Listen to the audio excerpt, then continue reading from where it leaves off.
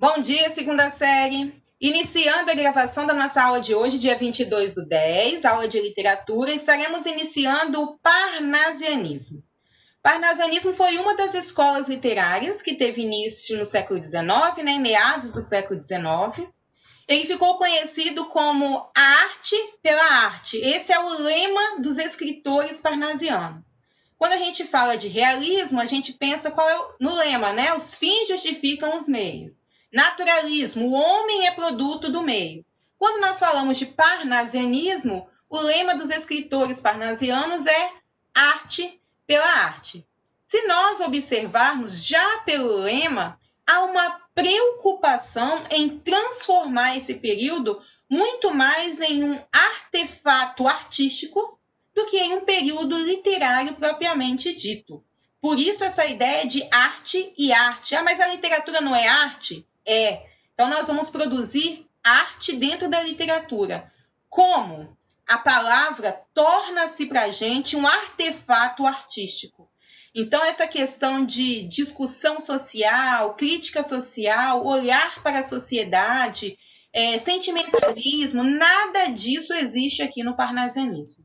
Vamos resgatar um pouquinho o que nós estávamos estudando. Romantismo, desenvolvimento da sociedade, busca por uma identidade nacional. Realismo, crítica social, foco no comportamento humano. Naturalismo, foco ali nas classes marginalizadas, a crítica social também, o descaso, essa preocupação com a estigmatização, né, de que dentro das classes marginalizadas tudo é possível.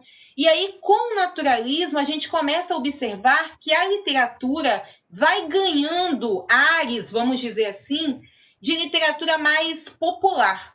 Como assim? Ela foca no povo. O naturalismo ele está mais preocupado com essas classes marginalizadas, com essas pessoas que estão sendo deixadas de lado. Então, há uma preocupação dos escritores em trazer à tona essas pessoas, em valorizar a linguagem coloquial, em valorizar essa linguagem do dia a dia, os costumes do dia a dia.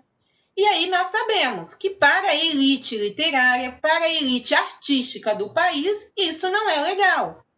Calma aí, então, vamos voltar. Romantismo e realismo, foco na burguesia. Naturalismo, foco nas classes marginalizadas. A burguesia se sentiu deixada de lado. Então, nós temos aqui um período literário que surge, que, vamos dizer assim, acontece, cai dentro da história literária brasileira como um resgate desse valor burguês que a arte, que a literatura deveria ter. Como assim? É como se fosse um período feito exatamente para a elite, feita pela elite para a elite. O parnasianismo ele não apresenta crítica social, ele não foca nas classes marginalizadas, ele não se preocupa em, a grosso modo, em ser compreendido. O nível de conhecimento, o nível cultural do parnasianismo é tamanho que é como se o escritor dissesse assim: você entendeu o que eu escrevi? Não, ótimo, então eu sou um bom escritor. O poeta parnasiano ele não está preocupado em ser entendido, em ser compreendido. O poeta parnasiano ele quer estar no topo. Para os poetas parnasianos, ser incompreendido, falar diferente, transformar a arte em algo elitizado era o que importava.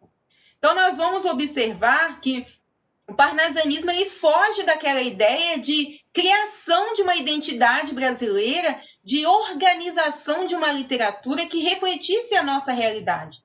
Não tem nada focado, não tem nada que represente a nossa realidade brasileira.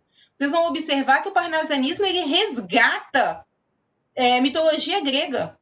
Nossa, gente, século XIX, a gente resgatando mitologia grega? Sim. Ele resgata temáticas lá da Grécia Antiga, lá dos deuses, aquela preocupação com a forma, a preocupação com a escrita, o uso dos sonetos, que foi muito utilizado no classicismo no século XV. Ou seja, o parnasianismo ele resgata o tradicionalismo da arte literária. Se vocês observarem, lá no romantismo havia total liberdade de expressão. O poeta dizia o que ele queria, mostrava sua subjetividade, suas emoções. No realismo, nós não tivemos tanta ênfase na poesia, porém Machado produziu poesia sim, mas as obras, os escritores, né, sobretudo Machado de Assis, nós tivemos ali Raul Pompeia também, mas os escritores estavam voltados em mostrar seu ponto de vista, sua crítica social. O parnasianismo não. O parnasianismo ele quer trazer o tradicional. Ninguém tem que ter liberdade para escrever. Todo mundo tem que escrever dentro do mesmo padrãozinho. É como se a gente dissesse assim: o parnasianismo ele cria uma forma, um formato, uma máquina, e todos os escritores irão produzir dentro disso aí. Então, esquece a liberdade de expressão, esquece a subjetividade, esquece o lado emotivo. Eu não quero saber o que o poeta pensa, eu quero saber como o poeta enxerga a produção literária. Ou seja, o fazer poético é o mais importante. A produção do poema é o que importa aqui. Nós temos escritores totalmente preocupados em produzir uma poesia com a mesma quantidade de rimas, com a mesma quantidade de versos. Só para vocês terem uma ideia, o parnasianismo ele surge num momento assim um pouco confuso dentro das produções literárias, porque ainda tínhamos escritores produzindo obras realistas, ainda tínhamos escritores produzindo obras naturalistas, e o parnasianismo chega e se choca. O parnasianismo chega como uma forma de dizer: chega disso aí, gente, vamos voltar ao tradicional. E ele continua se desenvolvendo quando surge mais à frente o simbolismo, e quando surge o modernismo em 22, os poetas parnasianos ainda estavam ali. Vamos dizer, entre aspas, como uma praga dentro do meio literário. Tanto que o modernismo, qual é a principal característica, qual é o principal objetivo? Combater o parnasianismo. Porque a literatura ela não pode estar presa a padrões. A literatura precisa caminhar para frente. É isso aí, Risa. Parece que a literatura regrediu aqui. O parnasianismo é considerado para a gente um atraso literário. Porque ele acontece no momento em que atrapalha o desenvolvimento da nossa literatura. Só para vocês entenderem, lá em 1922, quando Oswald de Andrade lança as ideias da Semana de Arte Moderna, ele diz assim: nunca precisou se inventar uma máquina de fazer versos, porque existiu o parnasianismo. Olha a crítica. Os poetas parnasianos produziam como máquinas, como robozinhos. Era exatamente o que acontecia. Não precisamos de máquina de poesia. Existiu o parnasianismo. Então, o parnasianismo é para a gente essa busca aí por uma arte que estava mais focada na aparência do que na essência. Vamos lá compreender aqui. Quando a gente fala de parnasianismo, a ideia de arte pela arte, se vocês buscarem no Google, em livros, as pesquisas vão apontar para a gente diretamente para ninfas, deuses, mitologia grega, foco aí nessas mitologias, nessas ideias de deuses que estão sendo abençoados, deuses que estão ali disseminando, vamos dizer assim, a ideia de tranquilidade, de amor. Há sempre uma preocupação com essa vida tranquila, com essa forma, porque aquilo ali, a vida tranquila para os deuses gregos era o quê? Viver ali naquele ambiente, junto com Zeus, cumprindo as regras e as normas. Vocês conseguiram lembrar de algum outro período da literatura que tem algumas características próximas do parnasianismo? Nós já tivemos um período literário anteriormente que trouxe algumas dessas características aqui. Vão lembrando aí. Então, sempre que a gente fala de parnasianismo, nós temos esse foco aí na mitologia. Então, essas imagens representam bem para a gente o que buscam os poetas parnasianos. Resgatar a mitologia grega, lembrar que o classicismo ficou conhecido, né, foi considerado o período mais perfeito da literatura. Por quê? Foi inventado o soneto, foi inventado ali as novas formas de produção. Luiz Vaz de Camões definiu, né, segundo ele, o amor como algo que não se pode definir. né? Ele tentou discutir essa ideia de que algumas coisas não podem ser expressadas, não podem ser representadas na poesia. Então, nós tivemos o classicismo como o período mais perfeito das produções artísticas e literárias. É a época ali do século das luzes, né? Em artes, em história. Portanto, o parnasianismo ele busca resgatar isso aí. Nós teremos toda uma preocupação, e essa imagem aqui representa bem para a gente, em mostrar como que a vida é perfeita dentro do parnasianismo. Ou seja, quem é escritor parnasiano é um escritor feliz, porque ele segue o padrão, porque ele está dentro daquilo que é considerado perfeito. É essa a ideia que vai ser discutida. Então, o parnasianismo ele é uma escola literária brasileira ou movimento literário, essencialmente poético e contemporâneo do realismo e naturalismo. Como eu disse para vocês, ele acontece no mesmo período. É um estilo de época que se desenvolveu só na poesia. Após o naturalismo, os dois próximos períodos literários que nós estaremos estudando, parnasianismo e simbolismo, estão focados na poesia. Não há produções aí de romances, de contos, não há prosa desenvolvida aqui. Surgiu na poesia a partir de 1850 na França e chegou ao Brasil a partir de 1881 aproximadamente. Estão observando o ano? Quando tem início no Brasil o realismo? Quando Machado de Assis publica Memórias Póstumas de Brás Cubas? 1881. Ou seja, quando os primeiros ares do parnasianismo chegam ao Brasil, nem havia tido início ainda o realismo. Então, nós podemos dizer que ele não conseguiu a repercussão no período do realismo e do naturalismo, mas ele foi criando corpo ali para se transformar numa escola literária mais à frente. Quando a gente fala de parnasianismo, a primeira coisa que a gente lembra é o que o nome, na verdade, traz para a gente. Né? A gente viu realismo, né? Ismo é estudo, então estudo do real. Naturalismo é estudo do natural. E parnasianismo, estudo de quê? Do Parnaso. O que é o Parnaso? É exatamente isso aí, estudo do Parnaso. O que é isso? É uma referência na mitologia grega a um monte, que é o Monte Parnaso, que era tido na história da Grécia como um monte de inspiração dos poetas. Ou seja, os poetas dirigiam-se para esse monte para ali serem agraciados pelos deuses, serem abençoados pelas ninfas e assim produzirem uma poesia. Então, essa é a ideia do parnasianismo. Conseguiram identificar qual é a outra escola literária que o parnasianismo lembra? Alguém lembrou aí?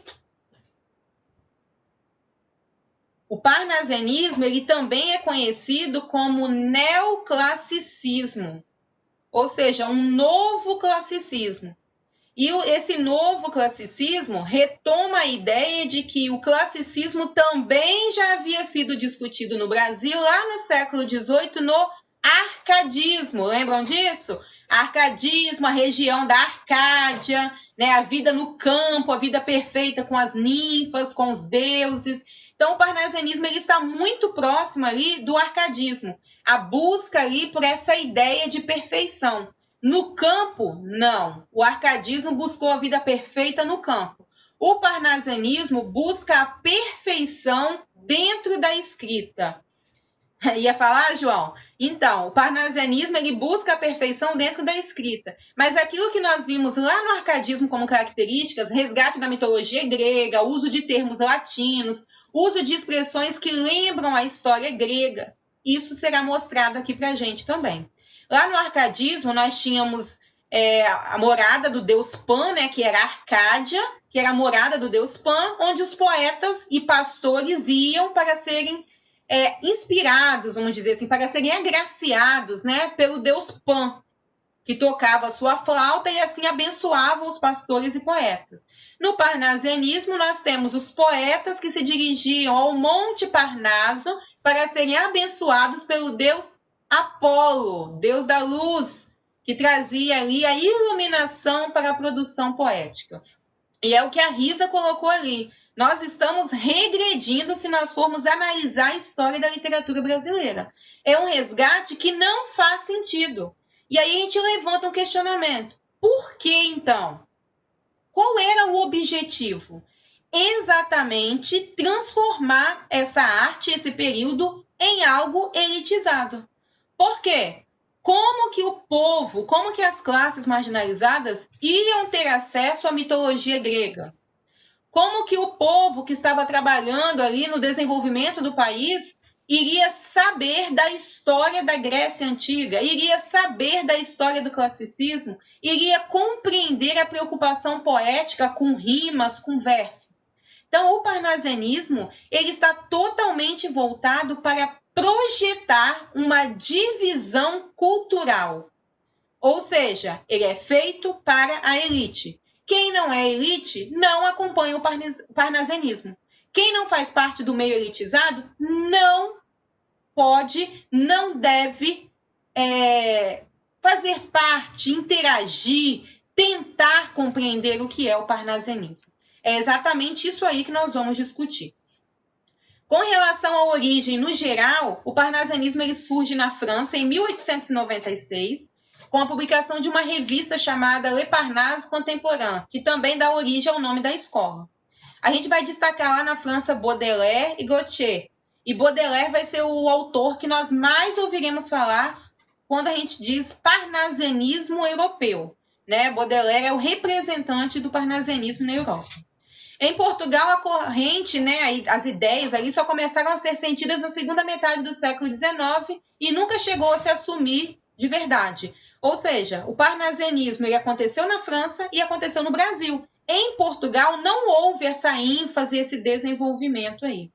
As novas ideias chegaram ao Brasil tardiamente e o parnasianismo acabou colidindo ali com o realismo, com o simbolismo, tendo como aspecto comum a todos eles a renúncia do sentimentalismo e ao egocentrismo romântico. Ou seja, não se preocupa com o sentimento, não se preocupa com o eu poético. Dessa forma, vamos contextualizar como estava no Brasil quando o parnasianismo chegou. A gente sabe que a segunda metade do século XIX foi marcado para a gente aqui pela abolição da escravatura em 1808 e a República, né, que foi proclamada em 1889. Isso é bem nítido para a gente, muito bem representado nas obras de Machado de Assis. Nós temos aí um período de crescimento econômico pela produção do café, a intensificação do poder político na região sudeste, a série de desenvolvimento da urbanização. Vocês vão lembrar que mais à frente acontece a política do café com leite, né? Essa disputa aí no sudeste entre Minas Gerais e São Paulo pelo poder. A abertura ao crescimento da aristocracia, ao culto, do luxo, tá? Ao requinte, essa preocupação em expor, né, a condição social, em expor as condições financeiras, tornando assim os cafeicultores os maiores consumidores de produtos de arte do período, transformando-os em objetos raros e preciosos. Foquem exatamente nisso aqui, ó. Com o desenvolvimento da economia e essa aristocracia cafeeira que vai surgindo, a gente começa a observar que vai se criando essa elite cultural, ou seja, que tem condição de adquirir produtos artísticos, que tem condições de fazer parte desse meio artístico. Só lembrando que no Rio de Janeiro, que é onde acontece o parnasianismo, nós temos a Escola de Belas Artes. O que foi a Escola de Belas Artes? Foi uma escola trazida para o Brasil, né, criada aqui no Brasil, na época da família real brasileira, quando eles aqui chegaram, com o objetivo de reproduzir aqui no Brasil todos os acontecimentos artísticos e literários que aconteciam em Portugal, que por sua vez era um reflexo do que acontecia na Europa. Então nós temos ali uma marca do tradicionalismo, que é essa Escola de Belas Artes, que se torna para a gente o palco para o desenvolvimento do parnasianismo. Nesse formato aí, nesse interim, a poesia parnasiana e a proposta preciosista se adequam facilmente e dão margem à reflexão sobre uma instituição que organize a expressão artística. Ou seja, dentro dessa ideia de favorecer a elite, de transformar a literatura em algo elitizado, a proposta parnasiana de preciosismo, ou seja, a arte é preciosa, e agora eu estou falando de arte literária, a palavra é preciosa, o fazer poético é precioso, nós temos aí o desenvolvimento do parnasianismo, da arte parnasiana.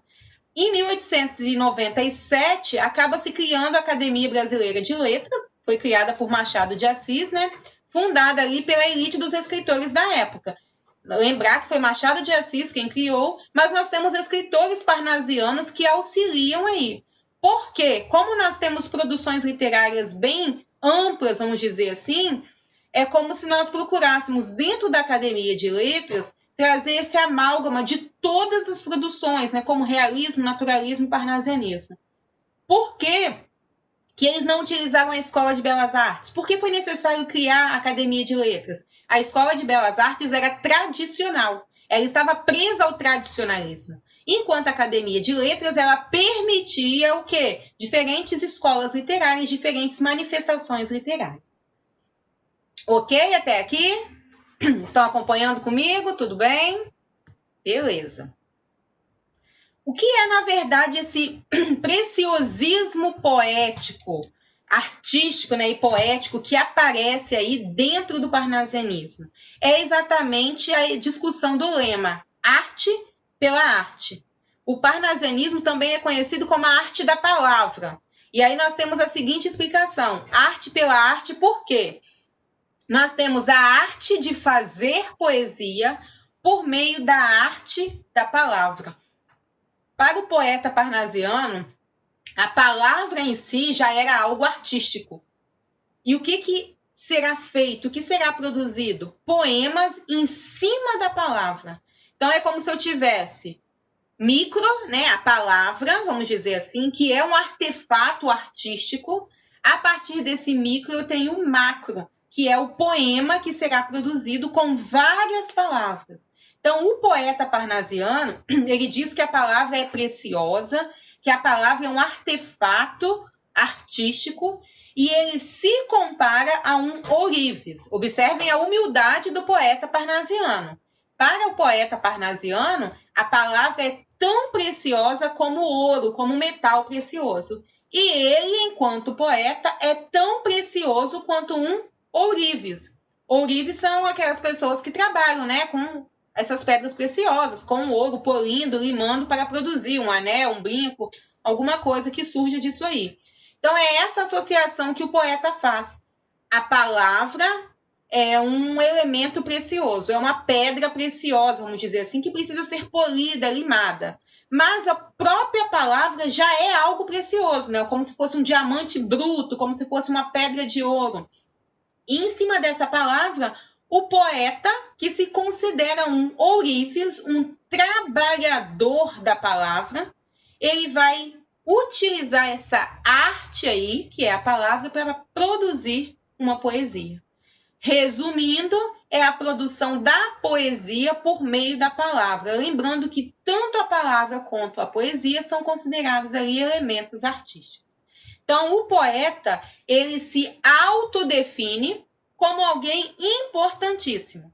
Nós veremos em alguns textos, em alguns comentários dos poetas dessa época, que eles dizem assim: não há ninguém mais importante no meio cultural do que o poeta parnasiano. Por quê? Porque para eles, só quem produz poesia perfeita é o poeta parnasiano.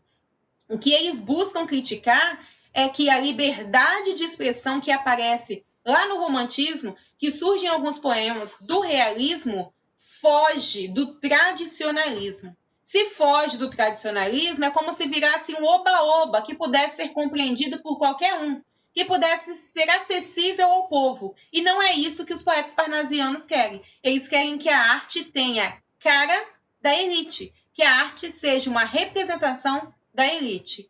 A grosso modo, vamos dizer assim, é como se a gente dissesse: a literatura não pode ser para o povo. A literatura tem que ser algo da elite. Cultura não é para o povo, cultura é só para a elite. É exatamente esse o raciocínio usado pelos poetas parnasianos. A cultura não é para o povão, não. Quem tem que ter acesso a isso aí é a elite, ponto final. Por isso que eles dizem que eu não estou nem aí se você não entender o meu poema. O que eu quero é produzir dentro de um padrão. Lembrando que eu, enquanto poeta parnasiano, sou mais importante do que qualquer um que trabalha aí, do que qualquer outro poeta. É como se ele dissesse: Machado de Assis não é nada para mim. Bom sou eu. que consigo produzir poemas dentro de um estilo, dentro de um formato. Um dos poemas mais importantes dessa época e que é considerado para a gente assim o poema que traz o direcionamento das ideias do parnasianismo é o poema Profissão de Fé de Olavo Bilac. Gente, olha o nome do poema, Profissão de Fé. É como se o poeta produzisse algo que estivesse demonstrando, onde ele estivesse professando a sua fé, confirmando a fé dele, a crença dele. Em quê? Na poesia perfeita. Era isso que os poetas parnasianos buscavam. Então, aquela ideia que nós temos lá do romantismo, de que a musa inspiradora dos poetas eram as mulheres, de que os poetas descreviam as mulheres, o sentimento amoroso, acabou. A musa inspiradora dos poetas parnasianos aqui é a palavra. Não há presença feminina aqui. Não há o contato com o corpo feminino, não há referência à beleza feminina. O poeta parnasiano, ele não tem sentimento algum. Ele apenas elogia a palavra. É como se ele trocasse a figura feminina pelo fazer poético. Para o poeta parnasiano, é mais importante produzir poesia do que ter uma mulher do lado dele. É exatamente isso aí. Então, nós teremos o tempo todo uma preocupação em exaltar a palavra. Esse poema, eu trouxe apenas a primeira parte, só para vocês entenderem como que se torna algo assim, às vezes até incompreendido. A gente questiona como que eles possuem essa visão em pleno século XIX. Como que eles buscam retratar isso aí em pleno século XIX. E o poeta parnasiano começa: invejo o ourives quando escrevo, imito o amor, com que ele em ouro o alto relevo faz de uma flor. Ou seja, ele já começa dizendo que ele tem inveja do ourives. Eu gostaria que vocês observassem a estrutura poética, como que traz para a gente um padrão. 4 versos, sendo que o primeiro e o terceiro são maiores do que o segundo e o quarto. Se a gente for fazer ali a metrificação, vocês vão observar que a sílaba poética forte está na mesma posição. Vou chutar aqui porque eu não estou lembrando agora. Como se o primeiro verso, a sílaba forte, fosse na 10ª sílaba e no terceiro verso também na 10ª sílaba. Enquanto na segunda e na quarta, a sílaba forte fosse a quarta. E esse vai ser o padrão. Observem a loucura do poeta parnasiano em ter que produzir um poema, e esse poema Profissão de Fé ele é imenso, em produzir um poema tudo dentro desse padrão. Eu tenho que ter 4 versos nas estrofes, eu tenho que ter a mesma metrificação, a mesma quantidade de versos e a rima na mesma posição. Então, nós temos ali o poeta preocupado com fazer poesia.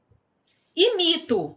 E pois nem de Carrara a pedra firo. Carrara faz referência aí ao metal precioso, tá? O alvo cristal, a pedra rara, o ônix prefiro. Por isso, corre por servir-me sobre o papel a pena, como em prata firme corre o cinzel. Ou seja, o poeta deixa bem claro aqui pra gente que a caneta, que é a pena, o obedece enquanto ele está produzindo poesia, assim como o cinzel, que é aquele objeto que o ourives usa. O cinzel é como se fosse um pincelzinho, mas tem uma pontinha onde ele vai limando, né, raspando a pedra preciosa. Então, o poeta diz que assim como o cinzel vai acompanhando a ideia do ourives, a caneta vai acompanhando as suas ideias no papel. Corre, desenha, enfeita a imagem e a ideia veste. As palavras vão surgindo. Observem a preocupação em descrever como é a produção poética. Cinge-lhe o corpo a ampla roupagem azul celeste. Ou seja, aí a poesia vai surgindo. Como a ideia do azul celeste, que é o céu, como a ideia do céu, algo belo, bonito. O trabalho do poeta se torna assim, algo perfeito. E aí continua dizendo: torce, aprimora, alteia, lima a frase, né? Trabalha ali. E, enfim, no verso de ouro, engasta a rima como um rubim. Ou seja, no final, termina como algo precioso. Quero que a estrofe cristalina, dobrada ao jeito, do ourive saia da oficina sem um defeito. Então, anotem aí. O que buscavam os poetas parnasianos? A perfeição formal na escrita. Portanto, eles querem produzir um texto sem qualquer defeito, ou seja, dentro de um padrão, de uma forma que transformasse a literatura em algo elitizado. Então, era isso que eles buscavam. E que o lavor do verso acaso, por tão sutil, possa lembrar de um vaso de Becerril. Becerril é um escultor da época da Grécia que produzia artefatos belíssimos. Então, ele cita ali que, assim como essas obras gregas, o poema parnasiano desperta essa curiosidade, essa atenção. E hora sem conto eu passo mudo. Olha o trabalho poético. O olhar atento a trabalhar longe de tudo o pensamento. Esse é o meu trabalho, ficar aí produzindo as palavras. Produzindo a poesia, buscando as palavras. Porque o escrever tanta perícia, tanta requer, que ofício tal não há notícia de outro qualquer. Aqui o poeta deixa bem claro que nem o ofício é tão difícil e tão importante quanto o do poeta parnasiano. Não há ofício que se tenha notícia, que se fique sabendo que é tão importante quanto o do poeta parnasiano. E assim eu procedo, né? Assim eu continuo. A minha pena segue essa norma. Observem a ideia do padrão, a norma. Por te servir, deusa serena. Serena forma. Ou seja, a palavra agora é endeusada. A deusa aqui, a musa inspiradora é a palavra. E assim o poeta vai descrevendo o fazer poesia. O poema é bem longo, eu peguei só o começo, tá? A gente observou nesses versos aqui como o poeta se compara ao ourives, e isso vai aparecer em outros poemas também, é interessante vocês estarem atentos a isso, pois também quando escreve, ele aprecia a minúcia, o detalhe e a perfeição formal. Então, o poeta parnasiano é comparado ao ourives. O material do poema é comparado a materiais de ourivesaria e da escultura, né, metais preciosos. Considerando o valor desses materiais, o poeta revela a concepção que ele tem sobre poesia. Por um lado, a vê como uma arte requintada e superior. Por outro, identifica-a como decoração. Vamos focar nesse último comentário aí. Para o poeta parnasiano, a arte é decoração.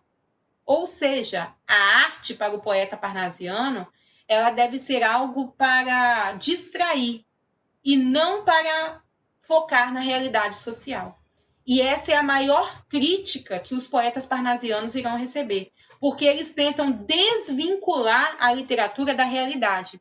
É como se eles dissessem: a arte, a literatura tem que ser algo apenas para agradar, tem que ser algo superficial, um atrativo, e não está preocupado em retratar as mazelas sociais, em criticar a sociedade.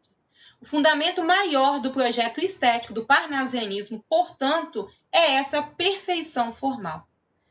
Tão perfeito e tão assim elitizado que nós teremos 3 escritores que se destacam e se autodenominam poetas da tríade parnasiana. Só para vocês entenderem, isso vai ficar para a próxima aula, Olavo Bilac, que é o nosso grande poeta do momento, diz que ele é o príncipe dos poetas, que ninguém foi poeta tão grande, tão importante, tão poderoso quanto ele. Assim, faltou um pouquinho ali de humildade, né? Mas fazia parte da ideia dos poetas parnasianos. Alguma pergunta até aqui? Alguma dúvida? Sim, não? Ok? Vou dar uma pausa aqui, então estou encerrando aqui, vou concluir a gravação e já vou falar com vocês, tá?